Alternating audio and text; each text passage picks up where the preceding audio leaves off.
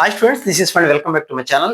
EAP CET తెలంగాణలోను ఆంధ్రప్రదేశ్లోను లక్షలాదిగా రాసేటువంటి ఒక పెద్ద ఎగ్జామ్, ఎక్కువ మంది స్టూడెంట్స్ రాసేటువంటి ఎగ్జామ్.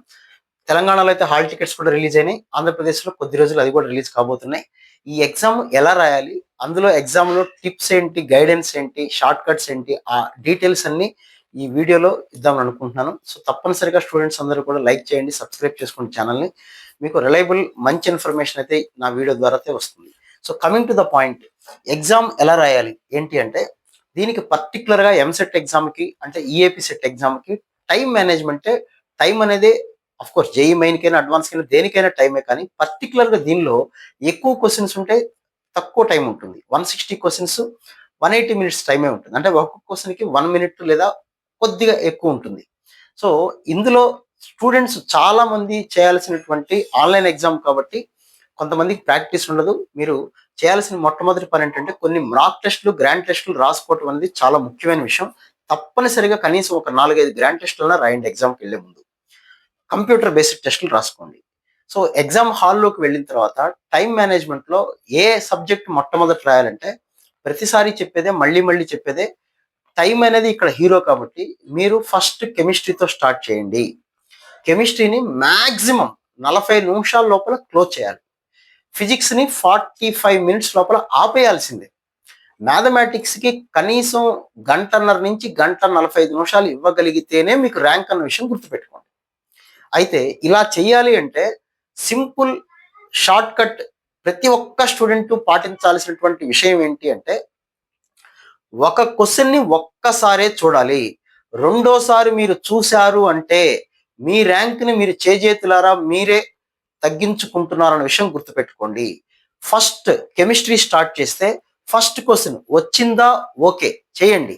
రాదు అనుకున్నప్పుడు వెంటనే దానికి ఏదో ఒక ఆప్షన్ మీరు పెట్టేసి నెక్స్ట్ క్వశ్చన్కి వెళ్ళాలి. మళ్ళీ లాస్ట్లో పెడదాములేని ఆగితే చాలా ఇబ్బంది పడతారు.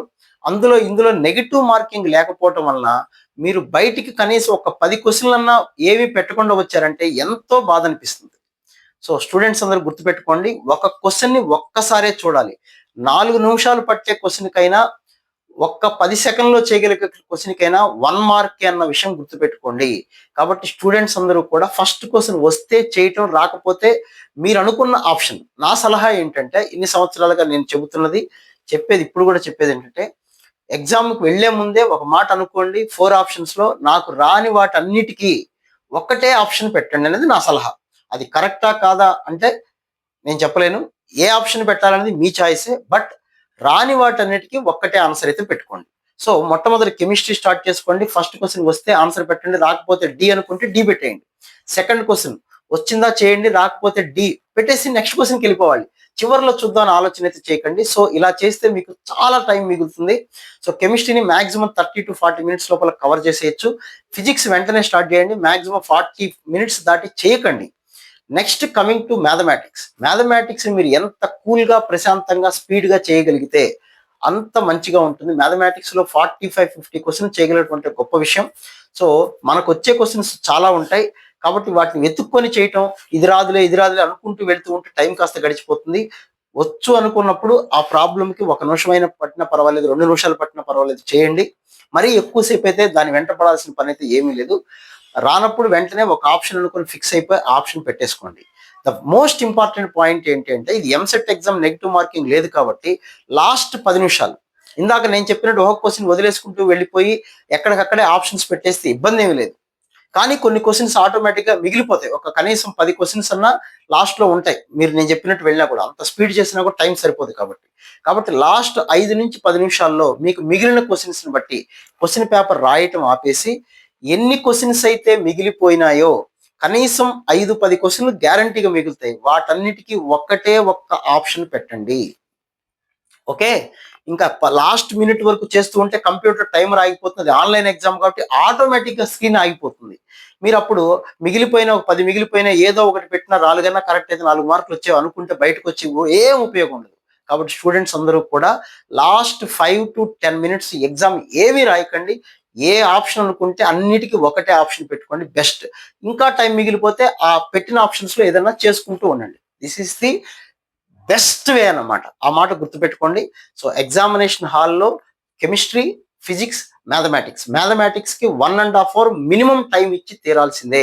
50% స్కోర్ వచ్చిన అంటే 160కి 80 మార్క్స్ వచ్చిన మీకు గత కొన్ని సంవత్సరాల డేటా చూసుకుంటే కరోనా తర్వాత 10,000 లోపు గ్యారంటీగా వస్తుంది. కాబట్టి 50% స్కోర్ అనేది మన టార్గెట్ కాదు. మనకు 100 మార్క్స్ అయినా తెచ్చుకోవాలి. బట్ నేను చెప్పిన విధానంలో ఎగ్జామ్ అయితే రాయండి. చాలా ఉపయోగకరంగా ఉంటుంది. మాక్ టెస్ట్ లో కూడా అలాగే ప్రాక్టీస్ చేయండి. అది ముఖ్యమైన విషయం. తర్వాత నెగిటివ్ మార్కింగ్ ఏం లేవు కాబట్టి గుర్తుపెట్టుకోండి. అన్ని ఆప్షన్స్ ని మీకు రాని వాటిని ఎప్పటికప్పుడు ఫిలప్ చేసేసుకోండి. మళ్ళీ చూద్దాం, మళ్ళీ వెనక్కి వద్దాం అంటే ఎంసెట్ ఎగ్జామ్లో అయ్యే పని కాదు. అలాంటిది వర్కౌట్ కాదు. సో ఎగ్జామ్ రాసేటువంటి పద్ధతి అది. సో కంప్యూటర్ బేస్డ్ ఎగ్జామ్ కాబట్టి ఆటోమేటిక్ గా లాస్ట్ మినిట్ గా ఆటోమేటిక్ స్క్రీన్ ఆగిపోతుంది. బయటకు వచ్చిన తర్వాత నేను కొన్ని క్వశ్చన్స్ వదిలేశానని చెప్తే చాలా బాధపడతారు మీరు. మాక్ టెస్ట్ నుంచే అది అలవాటు చేసుకోండి. ఇంకొక 10 డేస్ లోపల ఎగ్జామ్ స్టార్ట్ కాబోతున్నాయి కాబట్టి తెలంగాణ స్టూడెంట్స్ కి వాళ్ళు అలాగే ఏపీ స్టూడెంట్స్ సంబంధించిన స్టూడెంట్స్ మాక్ టెస్టులు రాసుకోండి వీలైనంతగా. పర్టికులర్ గా మ్యాథమెటిక్స్ గుర్తుపెట్టుకోండి, జాగ్రత్తగా రాసుకోండి. సిన్సియర్ గా మాక్ టెస్టులు కూడా 1.5 అవర్ టైం పెట్టుకొని మ్యాథమెటిక్స్ చేయండి. ఎన్ని క్వశ్చన్లు చేయగలుగుతున్నారు, ఎన్ని రైట్ అవుతున్నాయని చూసుకోండి. ఇలా గనక ప్రిపేర్ అవ్వగలిగితే మీకు చాలా బెటర్ ఉంటుంది. నేను చెప్పిన ప్యాటర్న్ లో ఎగ్జామ్స్ రాయడానికి అలవాటు చేసుకోండి. So wish all the very best. ఇంకా మీకు ఏదైనా డౌట్ ఉంటే కామెంట్ సెక్షన్ లో మెన్షన్ చేయండి. మళ్ళీ మనం లైవ్కి వచ్చినప్పుడైతే డిస్కస్ చేద్దాం. Okay, right, thank you.